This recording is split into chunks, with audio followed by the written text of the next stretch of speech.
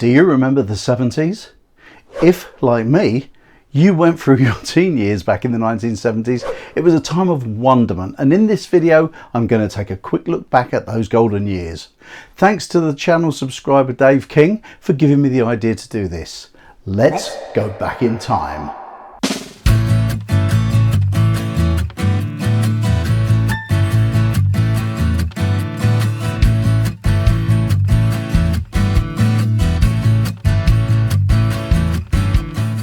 For me, 1970 was the year I first saw a colour telly, and it's on that telly that I saw my first World Cup. Boy, the World Cup was huge, and I can remember Esso garages giving people the chance to collect the World Cup coin collection when you spent a certain amount of fuel each time you went there. I was forever asking Dad if we needed to get petrol. And because we had an arcade, we'd always find the coins in our machines as people tried to use them instead of money. I got the full set in no time at all. It was the year that the Beatles broke up. Mungo Jerry had a huge hit in the summer within the summertime, but the biggest selling song in the UK that year was Elvis Presley's The Wonder of You.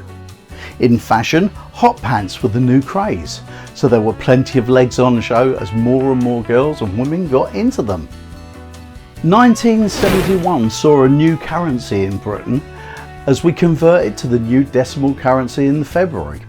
In the pop charts, T-Rex were making a big impression, as were Sweet, as new musical trends began to come through. Although they'd been around for a couple of years, it was the year I got my chopper bike. It was the coolest thing I'd ever seen. I had a red one. In 1972, all the girls were screaming over Donny Osmond and David Cassidy.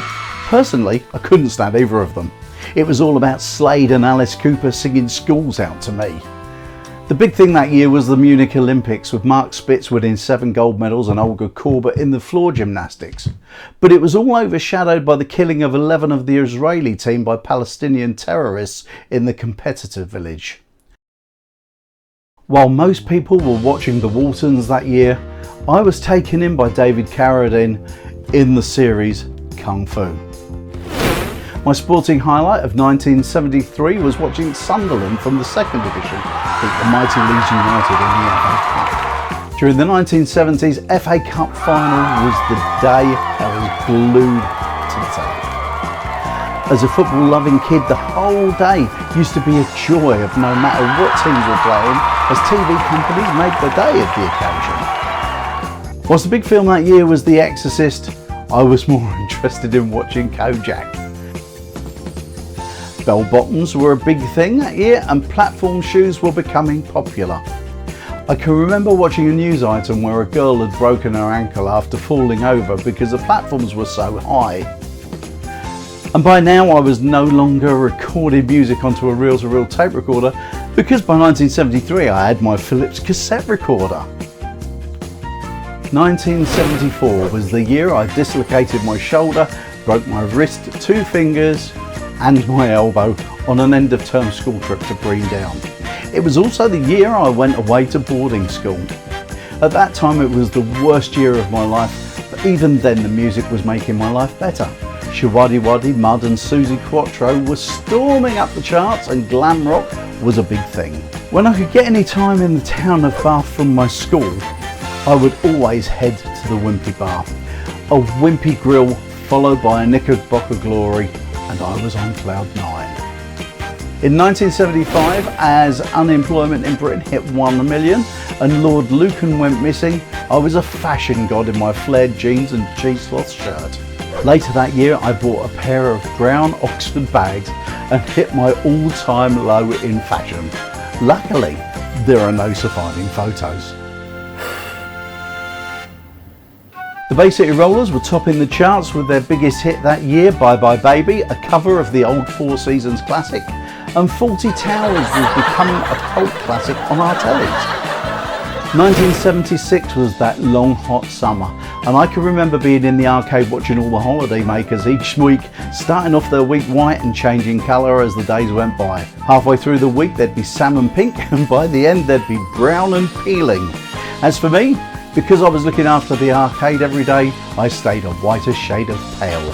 Speaking of music, the Wurzels had the huge hit of the summer with Combine Harvester, a Somerset take on Melody's Brand New Key, followed by I'm a Cider Drinker to the tune of Una Paloma Blanca. In 1977, we moved to Weymouth and I started DJing for the first time. That summer, Elvis died and Virginia Wade won the ladies' competition at Wimbledon. I discovered the delights of McDonald's for the first time when my cousin Henry took me to the one in the Seven Sisters Road in London. My life has never been the same since I got that first taste of root beer. It was also the year that we celebrated the Queen's Silver Jubilee, and the likes of the Sex Pistols and Stranglers were musically exciting me. And the next year we got slam dunked, first with Saturday Night Fever and then by Grease. 1978 was a year like no other for me. I was 18 that summer and the music of that year was a joy to hear. I was clubbing as often as I could. Through the summer it was Tiffany's at Great Yarmouth and in the clubs of London for the rest of the year. I can remember reading of the first test tube baby being born as I walked to the Pleasure Beach that summer. And that April, Dallas made its way onto our telly and it was never the same again. By the end of the decade, in 1979, Margaret Thatcher became the first female Prime Minister, John Wayne died and Lord Mountbatten was killed by the IRA. Musically, Village People's YMCA was the first new #1 of the year, and Pink Floyd's Another Brick in the Wall was to be the last of the year's #1s and would be the first #1 of the new decade. And I'd gone from being a boy who played with an Evel Knievel stunt cycle to someone who'd passed his driving test and was driving a Datsun Cherry as I looked forward to seeing what the next decade would bring. I hope you've enjoyed our little wander back through the years. And if you look up there, I'll tell you more about 1975.